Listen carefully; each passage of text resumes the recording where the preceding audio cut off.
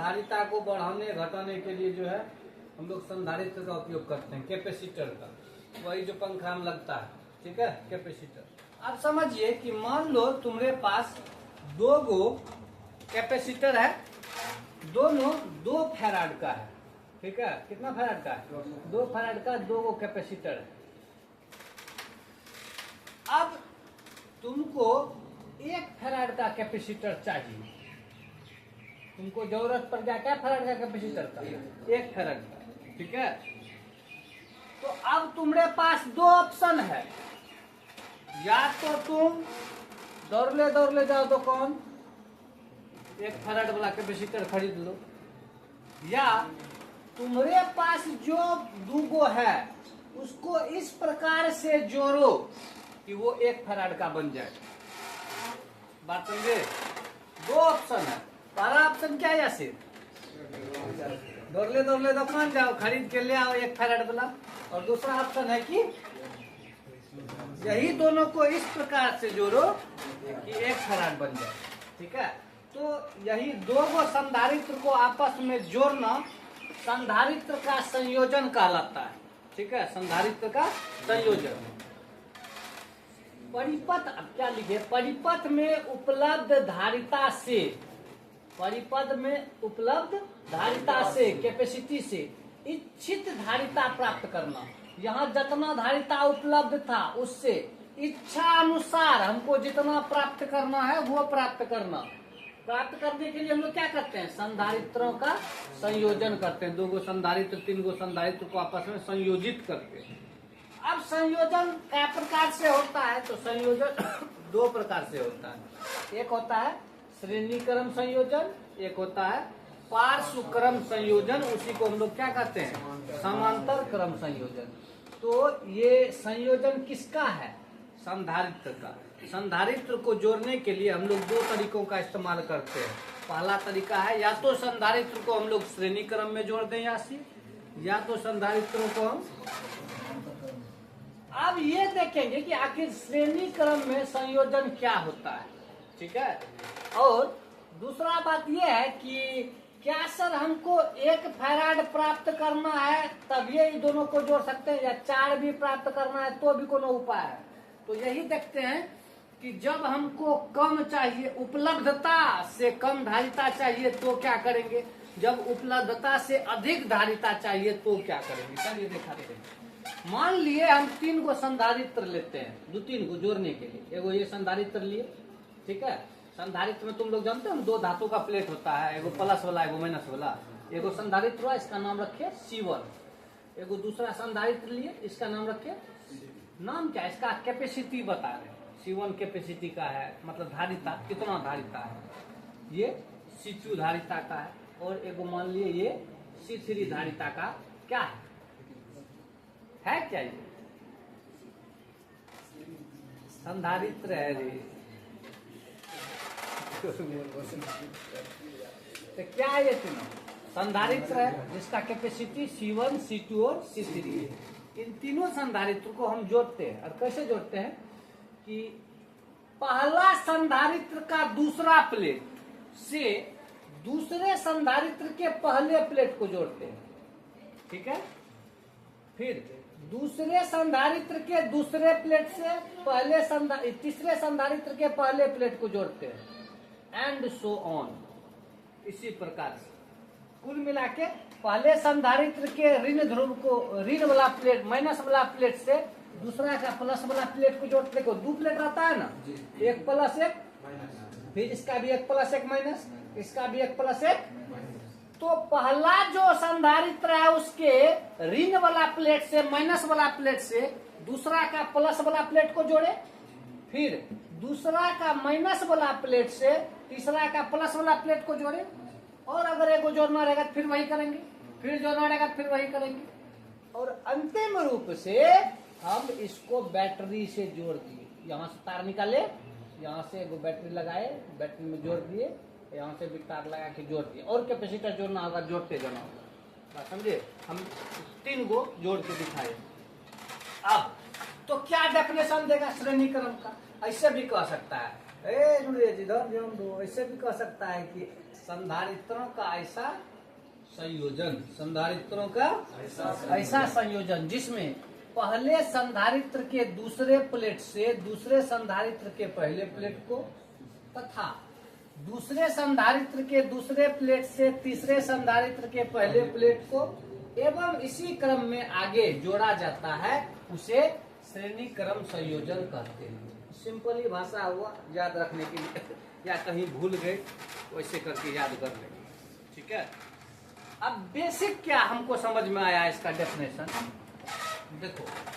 तो 3 गो कैपेसिटर जब जोड़ा हुआ है तो यहाँ बैटरी है, तो इसमें जो आवेश जाएगा, इसमें जो आवेश जाएगा तो सब में आवेश एक के रास्ता जाएगा, क्योंकि एक ही रास्ते है यहाँ पर, यही रास्ता। बात समझ रहे हो? एक के रास्ता से सब में आवेश जाएगा। ऐसा थोड़ा है कि इधर से आवेश इधर जाएगा, इधर से आवेश इधर जाएगा। सब में आवेश तो यही जगह घुस रहा है। अगर आवेश जाने का रास्ता सेम हो तो सब में आवेश का मान सेम रहता है। बात समझे? यानी जितना क्यू जितना मतलब कूलम्ब आवेश इसमें होगा उतने कूलम्ब आवेश इसमें होगा, उतने कूलम्ब आवेश। बात समझे? क्योंकि एक के तार से गया है, ठीक है। तो जितना कूलम्ब आवेश इसमें उतना ही इसमें उतना ही इसमें, यानी आवेश का मान तीनों में क्या होगा? समान। लेकिन विभवांतर किसको कहते हैं? तो विभवांतर कहते हैं दो बिंदु के बीच के विभव के अंतर को, ठीक है। दो बिंदु के बीच के विभव के अंतर को। आप देखिए, क्या आपका तीनों संधारित्र एक के दो पॉइंट के बीच में जुड़ा हुआ है कि सब संधारित्र अलग अलग बिंदु के बीच में जुड़ा हुआ? ये देखो, अब पहला संधारित्र C1 को देखो, ये A और B के बीच में जुड़ा है। दूसरा संधारित्र C2 B और C के बीच में जुड़ा है। तीसरा संधारित्र C और D के बीच में जुड़ा हुआ है। तो हर एक संधारित्र अलग अलग बिंदु के बीच में जुड़ा हुआ है। और विभवांतर दो बिंदु के विभव का अंतर है, तो बिंदु अलग हो गया तो विभवांतर भी क्या हो गया? अलग। यानी इस कैपेसिटर का विभवांतर अलग होगा, इस कैपेसिटर का विभवांतर अलग होगा, इस कैपेसिटर का विभवांतर अलग होगा। क्यों अलग होगा? क्योंकि तीनों कैपेसिटर अलग अलग बिंदुओं के बीच में जुड़े हुए। बात समझ में आया? चलिए फिर से एक बार देखते हैं। इन तीनों संधारित्र से, ठीक है, इन तीनों संधारित्र से होकर बहने वाला जो आवेश है, या जितना आवेश रहेगा, तो आवेश का मात्रा तीनों में सेम रहेगा। क्यों? क्योंकि एक ही रास्ता से गया है आवेश। अगर ये समझ में नहीं आया बात, तो मेरा एक एग्जांपल देते हैं, मैं भी समझ जाऊँ। सब कुछ समझने पर ही देखो, मान लो कि एक पाइप है, एक क्या है? पतला सा पाइप है। आगे इसको वेल्डिंग करके और थोड़ा सा मोटा पाइप में जोड़े, फिर आगे वेल्डिंग किए और मोटा पाइप में जोड़े, ठीक है। बात समझ लो, पाइप जोड़े हैं, पाइप है, साइलेंसर मत समझना, बोल रहे, ठीक है। पाइप है, पहले पतला पाइप, फिर मोटा पाइप, फिर और मोटा पाइप। हम क्या किए, 10 लीटर पानी इसमें डाले। क्या लीटर पानी डाले? 10 लीटर। तो बताओ इस पतला पाइप में कितना लीटर पानी है? 10 लीटर, क्योंकि 10 लीटर डाले। अब ये नहीं सोचना यहाँ हटेगा कि 10 जो, ठीक। ये जगह आया तो यो पानी कितना रहेगा? क्योंकि 10 डाले हैं। यहाँ रहेगा तो यो पानी कितना रहेगा? 10।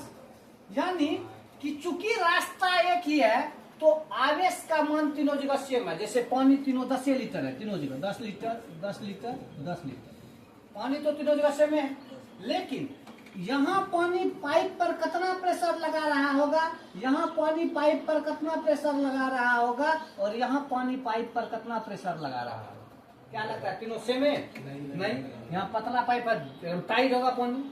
यहाँ जो है मोटा पाइप है तो और कम प्रेशर लगा रहा होगा, तो यहाँ और तो मोटा पाइप है तो और कम प्रेशर लगा रहा होगा। तो तुम जो पानी है उसको आवेश समझो कि पानी तो तीनों जगह सेम है, आवेश तो तीनों जगह, लेकिन प्रेशर को विभव मानो, विभवांतर या विभव एक के बात हुआ। विभवांतर तीनों जगह क्या होगा? अलग अलग होगा। वैसे भी विभव का मतलब हम लोग समझे थे आवेश ग्रहण करने का क्षमता, न आवेश ग्रहण करने का क्षमता नहीं, आवेश का घनत्व, कितना दाब है आवेश का, वही समझो कुल मिला के कि आवेश तो तीनों जगह सेम है, लेकिन किस चीज में अंतर है? विभवांतर। अब इसका बेसिक रीजन हम पहले बता दिए थे, एक के रास्ता से गया तो तीनों में आवेश सेम है, लेकिन अलग अलग बिंदु के बीच में जुड़ा हुआ है, इसलिए विभवांतर अलग अलग है। तब इसका डेफिनेशन कैसे बनाए कि संधारित्रों का ऐसा संयोजन जिसमें सभी संधारित्रों में आवेश का मान समान रहता है। आवेश का मान क्या रहता है? समान। परंतु सभी संधारित्रों के विभवांतर भिन्न भिन्न रहते हैं। बात समझे? सभी संधारित्रों के विभव भिन्न भिन्न रहते हैं। मतलब संधारित्रों का ऐसा संयोजन जिसमें सभी संधारित्रों में आवेश का मान तो समान हो, परंतु सभी संधारित्रों के विभवांतर में अंतर हो या विभवांतर भिन्न भिन्न हो, उसे हम लोग कौन सा संयोजन करते हैं? श्रेणीकरण। कुल मिला के ऐसे डायरेक्ट भाषा में तो बनना, ऐसा संयोजन जिसमें सब में आवेश सेम हो लेकिन सब का विभवांतर अलग अलग हो, उसको हम लोग कौन सा संयोजन बोलते हैं? श्रेणीकरण संयोजन। तो दोनों डेफिनेशन याद रख सकता है। ऐसा भी कि ऐसा संयोजन जिसमें पहले संधारित्र के दूसरे प्लेट से दूसरे संधारित्र के पहले प्लेट को दूसरे संधारित्र के दूसरे प्लेट से तीसरे संधारित्र के पहले प्लेट जोड़ते हैं, उसको श्रेणीकरण संयोजन करते हैं। ऐसे भी बोल सकता है तो संधारित्रों का ऐसा संयोजन जिसमें सभी संधारित्रों में आवेश का मान तो समान हो पर विभवांतर सबका अलग अलग हो, उसको हम लोग कहते हैं श्रेणीकरण संयोजन। ये समझ गए श्रेणीकरण संयोजन है क्या। अब थोड़ा आगे बढ़ते हैं। चलिए भाई, थोड़ा कुछ निकालना चाहते हैं। अगर हमको एक शब्द है तुल्य, ठीक है? क्या शब्द है? तुल्य। मतलब होता है रिजल्टेंट, टोटल। समझो ये तीन, अभी मेरे पास क्या कैपेसिटर है? 3 गो संधारित्र कैपेसिटर 3 गो है। हम इन तीनों से मिला के एक ऐसा संधारित्र बनाना चाहते हैं जिसमें इन तीनों का क्षमता हो। बात समझे? जैसे मान लो कि हमको एगो घर बनाने में 8 गो मजदूर लग रहा है। 8 गो मजदूर 8 दिन आया तब वो घर कंप्लीट हुआ। लेकिन एक मजदूर ऐसा था, वो बोला कि हम अकेले 8 दिन में घर कंप्लीट कर देंगे। तो ये मजदूर वो 8 के तुल्य है, मतलब बराबर है। बात समझे? उसी तरह तीनों कैपेसिटर के बदला है भीषण कैपेसिटर, मतलब यही तीनों से मिल के जो बना उस कैपेसिटर का हम लोग धारिता निकालेंगे। इस कैपेसिटर का धारिता C1, इसका धारिता C2, इसका धारिता। लेकिन तीनों को जब जोड़े हम इस प्रकार जोड़े कि अब तीनों मिल के बड़का बन गया कैपेसिटर। अब उस कैपेसिटर का धारिता निकालना। बात समझे? चलिए, तो हम देखें कि पहले संधारित्र के लिए, पहला संधारित्र के लिए फॉर्मूला तो हम लोग जानते हैं, V बराबर Q बटे C होता है। C बराबर Q बटे V होता था, उसी से निकाले V बराबर Q बटे C। तो पहला संधारित्र देखना, इसका V कितना है? विभवांतर V1 है। इसका विभवांतर कितना? V1। इसमें आवेश कितना है? आवेश सब में सेम है, Q। तो V1 बराबर Q बटा इसका धारिता है C1। V1 बराबर Q बटे C1, पहला हो गया। दूसरा के लिए देखो, इसके लिए विभवांतर V2 Q बटे C2, ठीक। इसके लिए विभवांतर V3 Q बटे C3। अगर हम बड़का के लिए विभवांतर निकालेंगे तो उसका आवेश बटे टोटल जो तुल्य का निकलेगा। उसी तरह जैसे इसमें V1 बराबर Q बटे C1, V2 बराबर Q बटे C2, V3 बराबर Q बटे C3, उसी तरह V बड़का बराबर Q बटे C बड़का। बात समझा ना? वही तरह अब हम लोग जानते हैं कि विभवांतर कहीं का है तो नॉर्मल रूप से जुड़ जाता है। मान लो इसका हमको टोटल विभवांतर निकालना है, टोटल विभवांतर। तो टोटल विभवांतर बराबर पहला विभवांतर जो दूसरा विभवांतर जो तीसरा विभवांतर, यानी टोटल विभवांतर बराबर V1 जोड़ V2 जोड़। अब ये बड़का वाला विभवांतर के बदला Q बटे C तुल्य, मतलब टोटल धारिता दिए। V1 बराबर Q बटे C1, V2 के जगह पे Q बटे C2, V3 के जगह पे Q बटे C3। अब क्या किया? Q कॉमन ले लिए तो इसका Q कट गया, इधर क्या बचा? 1 बटे C तुल्य, मतलब बड़का वाला का धारिता बराबर 1 बटे C1 जो 1 बटे C2 बड़ा प्लस 1 बटे C3। ये हो गया आपका क्या? ये हो गया अगर आपको श्रेणी क्रम में जुड़े हुए तुल्य संधारित्र का धारिता निकालना है तब ई वाला फार्मूला आप लगाइएगा, 1 बटे C1 जो 1 बटे C2 जो 1 बटे C3। इसीलिए यहाँ लिखा गया, अर्थात श्रेणी क्रम समूहन में तुल्य संधारित्र का व्युत्क्रम सभी संधारित्रों के व्युत्क्रम के योग के बराबर होता है। अगर एक है 4 फैराड का कैपेसिटर, एक वो है 6 फैराड का कैपेसिटर, 3 गो कैपेसिटर है। आप क्या करेंगे? तीनों को श्रेणी क्रम में जोड़ दीजिए। कौन क्रम में जोड़ दीजिए? ऐसे जोड़ दिए तीनों को। मान लो ये जो था ये आपका 2 फैराड का था, ये था 4 फैराड का, ये था 6 फैराड का, तीनों को जोड़ दिए। अब ये बताइए तीनों से मिलके जो बड़का वाला संधारित्र बना उसका कैपेसिटी कितना होगा? कैसे निकालेंगे? तो बड़का वाला का कैपेसिटी बराबर 1 बटे पहला कैपेसिटी, पहला वाला का कैपेसिटी प्लस 1 बटे दूसरा वाला का कैपेसिटी प्लस 1 बटे तीसरा का कैपेसिटी। बात समझे? कर लिए। अब देखिए सर, 1/c बराबर इधर 2 4 6 का लोग उत्तर लेंगे तो कितना आएगा? 12। 2 छके 12, 4 दूना 4 तिया 12, 14 बात ना 11 बार डर गया, 6 3 9 2 11/12 हुआ 1/c। तो बताइए आपका आंसर निकला क्या? नहीं, आपको धारिता निकालना है, 1 बटे धारिता नहीं निकालना है। लेकिन फॉर्मूला तो यही था, 1 बटे धारिता बराबर 11/12 होता है, धारिता बराबर 12/11। यानी बताओ ये तीनों को जब एक में जोड़ देगा तब उसका धारिता कितना होगा? मात्र 12/11। 12/11 का मतलब समझा? 12/11 का मतलब 11 11 1 पॉइंट कुछ, 2 से भी कम, 6 से भी कम, 4 से भी। इस संयोजन में तुल्य संधारित्र की धारिता अन्य सभी संधारित्रों से कम होती है। श्रेणीकरण उल्टा, सभी संधारित्रों में आवेश का मान नियत रहता है, आवेश सब में समान रहता है। क्वेश्चन पूछेगा किस संयोजन में सभी में आवेश का मान समान रहता है, फिक्स लिख देगा। और सभी संधारित्रों में भी विभवांतर अलग अलग होते हैं, भिन्न भिन्न।